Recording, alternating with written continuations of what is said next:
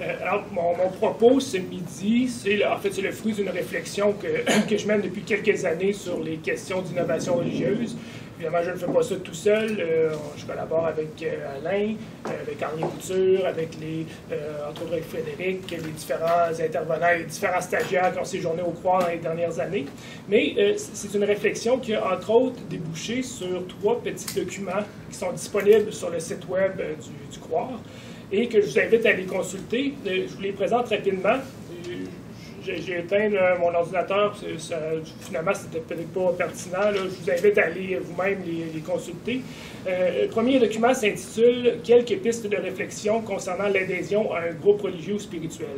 C'est en fait une synthèse des idées qu'on retrouve dans le petit livre de Jean-François Meilleur, que Jean-François Meilleur avait publié il y a quelques années et qui avait appelé « Les sectes et vous », petit manuel d'information pratique, qui est aujourd'hui discontinué. C'est d'ailleurs pour ça que j'avais voulu faire une synthèse de ce livre-là. Donc, c'est le premier document. Le deuxième document s'intitule « À propos des nouvelles religions, ne dites pas, dites plutôt ». J'avais repris le modèle que André Couture avait fait pour le bouddhisme et l'hindouisme. C'est un petit tableau synthèse qui propose des corrections, des petites précisions à propos d'erreurs ou de mythes ou de préjugés qu'on retrouve, qu'on entend souvent lorsqu'il est question de nouveaux mouvements religieux. Donc, à propos des nouvelles religions, ne dites pas, dites plutôt. Et un troisième texte qui est venu finalement combler ce qui m'apparaissait un manque au Croire, c'est-à-dire une position claire sur la question des sectes et des nouveaux mouvements religieux, d'où le titre que je lui ai donné, « L'innovation religieuse, un concept pour comprendre les phénomènes religieux contemporains, la position du Croire face aux nouveaux mouvements religieux ». Alors, mon propos va être tiré de ces 3 documents-là. Encore une fois, je vous invite à aller les consulter. Ça va être évidemment très bref, une brève synthèse. Donc, en partant du constat que 20 ans après la tragédie de l'Ordre du Temple solaire, on a encore beaucoup de difficultés à définir exactement de quoi on parle lorsqu'on parle de ces groupes qu'on voudrait mettre dans une catégorie à part, une catégorie fermée hermétiquement, qui est isolée d'autres groupes qui, eux, seraient soi-disant légitimes et que certains voudraient donner le nom de secte. Et tout le problème, à mon avis, vient de là. C'est-à-dire que d'un côté, on a une volonté dans les médias et dans la population en général de faire exister une catégorie bien précise qu'on va appeler secte et dans laquelle on va pouvoir finalement faire entrer tous les groupes et tous les individus qu'on veut dénoncer, qu'on veut condamner. Et de l'autre côté, on a, faut pas se cacher, une espèce d'incapacité des spécialistes, que ce soit en sciences des religions ou en sciences humaines en général, mais en droit ou en psychologie, donc une espèce d'incapacité à circonscrire efficacement un objet d'étude qui ferait en sorte d'identifier exactement ce dont on parle lorsqu'on parle de sectes, de nouveaux mouvements religieux, de nouvelles religions, de groupes spirituels, etc. Et mon point, je crois qu'il est partagé par Alain et les spécialistes dans ce domaine-là, c'est justement qu'il n'existe pas de théorie valable qui déboucherait sur une définition opératoire et empirique de ce phénomène-là. Donc, une telle théorie n'existe pas, tout simplement parce que ça ne correspond pas sur le terrain à la réalité de la majorité des groupes qu'on prétend juger, et ça ne correspond pas à la réalité que vivent les individus qui sont engagés dans un cheminement de ce type-là. Et même si on sait tout cela, ce qui est fascinant, c'est qu'on continue à maintenir cette sorte de relation amour-haine avec un terme dont on cherche à tout prix à se débarrasser, mais qui revient constamment dans notre vocabulaire parce que, bon, il faut bien se l'avouer, même si ce n'est pas valable scientifiquement, c'est un terme qui est quand même assez pratique, ce terme de secte-là. Je rappelle par ailleurs qu'il n'existe pas de définition légale de la secte. Le cas de la France est intéressant à ce niveau-là. On a eu plusieurs tentatives qui se sont avérées des échecs. Et devant ces échecs-là, on a tenté de contourner le problème en parlant de dérives sectaires. Entre autres, les gens de la Miviludes vont parler de dérives sectaires. Et ce qui est intéressant, c'est lorsqu'on va voir la définition que donne la Mivilude de dérives sectaires, on se rend compte qu'ils ont complètement évacué, ils ont complètement occulté toute dimension religieuse à ce phénomène-là pour se concentrer sur l'idée de manipulation et d'exploitation des individus, et ça, peu importe le domaine d'activité. Donc, on a complètement occulté toute la dimension religieuse du phénomène. Donc, on l'a assez dit, je crois, le terme secte est inévitablement teinté de négativité et de jugement. Il n'y a personne qui prétend faire partie d'une secte ou vouloir faire partie d'une secte. Lorsqu'on colle l'étiquette secte sur un groupe, c'est parce qu'on a quelque chose à lui reprocher nécessairement. L'autre problème qui se pose et que je trouve fondamental, c'est celui de la structure de ces groupes-là. Qui ne sont d'ailleurs pas toujours des groupes. J'utilise le mot groupe depuis le début, un peu par défaut, mais en fait, il faut nuancer tout ça.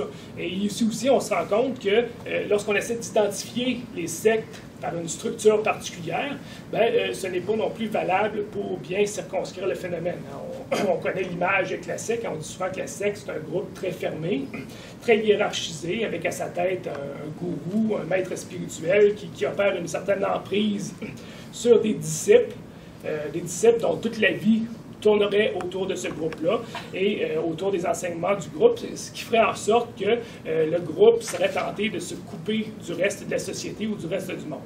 Encore ici, cette image-là, on le sait, ne correspond pas à la réalité de la majorité des groupes, pour ne pas dire ne correspond pas à la majorité de tous les groupes qu'on voudrait étudier. Parce qu'effectivement, la structure sous laquelle se présentent ces groupes-là, elle est multiple. Ça va de l'Église très hiérarchisée, et on se rend compte qu'habituellement, lorsque on utilise le modèle de l'Église, c'est un modèle qui est calqué sur l'Église catholique. Donc, de l'Église très hiérarchisée au réseau très désorganisé. Et je ne pense pas me tromper, Alain confirme-moi, je ne pense pas me tromper en disant que c'est une tendance qui est de plus en plus forte, l'idée de réseau. Les nouvelles religions se présentent de plus en plus comme des réseaux, plus ou moins bien organisés, donc des réseaux de connaissances. Je prends connaissance dans les deux sens, donc des réseaux de gens qui font connaissance les uns avec les autres, et des réseaux de gens qui échangent des connaissances, qui échangent des savoirs, qui échangent des pratiques, des croyances. Et évidemment, l'Internet n'est sûrement pas étranger à la popularité de ce modèle-là. Et entre les deux modèles, entre l'Église très hiérarchisée et le réseau un peu plus désorganisé, il y a une multitude d'autres structures possibles. Nommez-les, ça existe sûrement dans le monde religieux, c'est-à-dire le centre de formation, le cercle de lecture, le cercle de conférence, la confrérie, la communauté, le village, la loge maçonnique, etc. Alors, tous ces groupes à structure multiple peuvent être, évidemment, sous la direction d'un maître qui a un pouvoir décisionnel, mais ce n'est pas toujours le cas. On pourrait même dire que c'est rarement le cas. Le modèle, encore une fois, je ne pense pas me tromper en disant que le modèle qui est de plus en plus privilégié, c'est le modèle qu'on pourrait appeler commercial. C'est-à-dire le soi-disant gourou se positionne de plus en plus comme un fournisseur de services qu'on va rémunérer selon les besoins. Donc, il va se présenter comme un conférencier, comme un auteur, comme un coach de vie, un guérisseur, un médium, un canaliseur, un formateur, un spécialiste des rituels, un enseignant, donc quelqu'un qui va offrir essentiellement un service. Même chose, c'est un mythe et c'est un préjugé de penser que les adeptes sont tous des gens qui sont fortement impliqués dans le groupe et dont la vie tourne essentiellement autour d'un maître et de la vie religieuse. C'est une situation qui, les recherches, je parlais, Alain l'a assez bien démontré, a sorti des statistiques assez parlantes là-dessus. C'est une situation qui concerne une minorité de gens. La plupart des gens restent très peu de temps, quelques années, peut-être 2 ou 3 ans à l'intérieur d'un groupe, mais ils ne vont pas nécessairement s'impliquer très fortement. Donc, ça constitue une minorité de personnes. Et ce qu'on se rend compte, c'est que les mauvaises expériences qui sont relatées avec les différents groupes religieux, c'est souvent effectivement le fait de personnes qui vont se sentir un peu désillusionnées et désabusées après avoir été fortement impliquées dans un groupe ou un autre. Même chose, le caractère nouveau, le caractère de nouveauté, ce n'est pas non plus un critère pour juger de ces groupes-là, ou juger des groupes qu'on veut qualifier de sectes, tout simplement parce que la nouveauté, évidemment, c'est toujours contextuel. Les traditions religieuses qu'on considère nouvelles dans une société ne sont pas nécessairement dans une autre. On pense simplement aux traditions asiatiques. qu'on considère habituellement comme des nouvelles religions en Occident et qui sont évidemment des religions souvent millénaires là, dans leur contexte traditionnel. Même chose, des groupes comme les témoins de Jéhovah, l'Église de Jésus-Christ des Saints des Derniers Jours, la franc-maçonnerie, tous les groupes rosicruciens, qu'on entre généralement dans la catégorie de nouvelles religions, mais qui ont quand même une histoire assez importante de souvent une centaine d'années et même plusieurs siècles pour certains. Donc, évidemment, toute l'utilisation du terme « nouveau » pour désigner ces groupes-là peut donc porter à confusion. Dernier point, certains vont dire que les sectes, ce sont des groupes religieux qui se sont finalement criminalisés. Donc, dont les membres commettent des crimes, donc dont les membres ne suivent pas les lois, que ce soit les lois criminelles, les lois fiscales, les lois de la protection de la jeunesse, etc. Donc, et à première vue, ça pourrait être une avenue intéressante.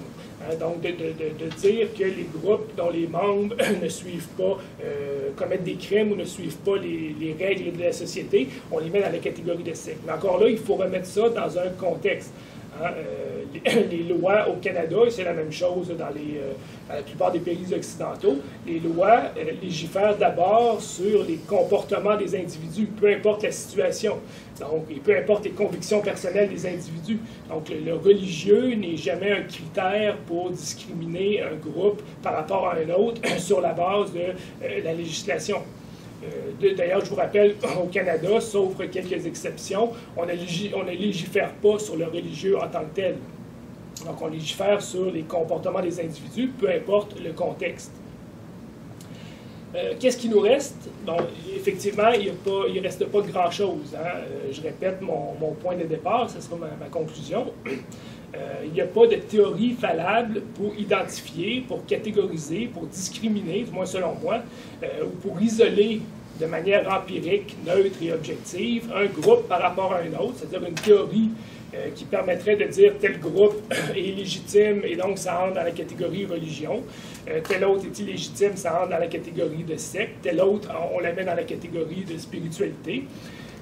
Et même encore là, encore une fois, si on a de la difficulté à définir c'est quoi la secte, on l'a vu avec les questions de spiritualité dans le dernier Midi Rencontre, les questions de spiritualité, de définition de la religion sont tout aussi problématiques. Donc, et pour établir ces catégorisations-là, entre autres de la secte, ben pour moi, il faut nécessairement faire un exercice de jugement de valeur et de faire preuve d'une certaine mauvaise foi. Autrement, on est pris avec des catégorisations qui ne sont que des abstractions, finalement, des abstractions un peu subjectives.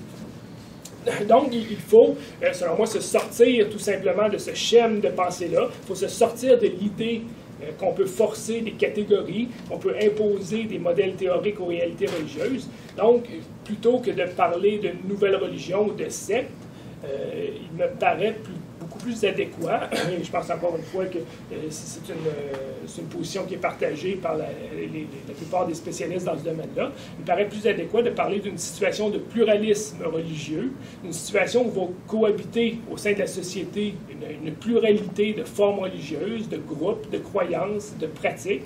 Et c'est ce contexte-là de constante transformation qui va devenir propice à une multiplication de ce qu'on va appeler des innovations religieuses. Donc, une multiplication des innovations religieuses au sein des groupes et une multiplication aussi de ce que Daniel Hervieux-Léger appelait les recompositions de l'univers croyant chez les individus. Et tout ça qui donne évidemment une impression d'une espèce de prolifération des groupes religieux ou des groupes nouveaux dont il faudrait soi-disant se méfier, mais qui n'est qu'en fait, selon moi, qu'une évolution, une transformation de l'univers religieux et spirituel qui me paraît tout à fait être dans la norme selon le contexte dans lequel on vit, que je laisse passer, mais dont on pourrait continuer à parler. Je m'arrêterai là.